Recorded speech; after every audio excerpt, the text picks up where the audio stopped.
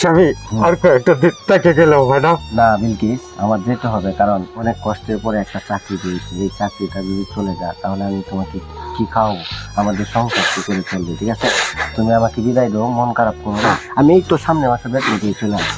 যাই হোক।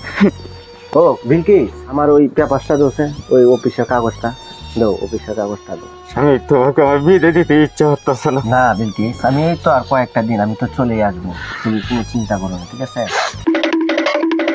ও চলে গেছে, তুমি তাড়াতাড়ি ওখানে চলে আসো। আমি এক্ষুনি চলে আসছি জান।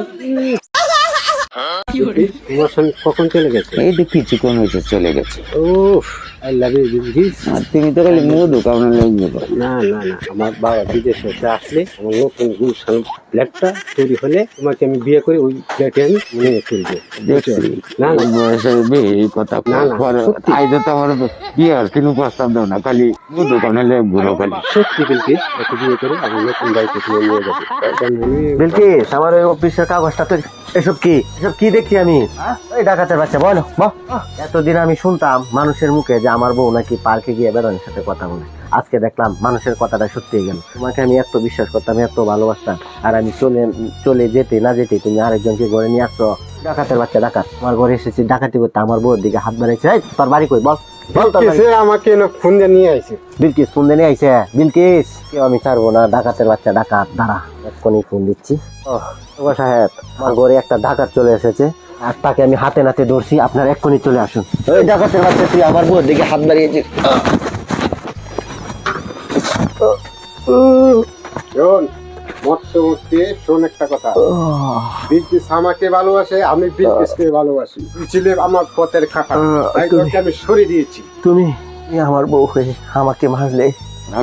তো দারোগারে ফোন দিয়েছে, এখনই পুলিশ আসতে পারে। পুলিশ আসার আগে ওকে মেরে তোমাকে আমি এখান থেকে নিয়ে চলে যাব।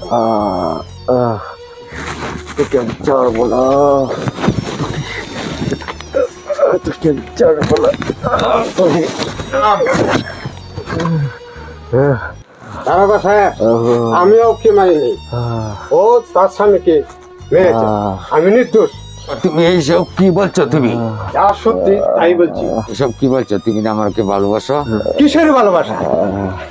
2 টাকার জন্য যে নারী আমার সাথে অবৈধ সম্পর্ক করে, তার স্বামীকে বাঁচতে বাড়ি দিতে পারে, একদিন আমাকে তো বাঁচতে বাড়ি দিতে পারে।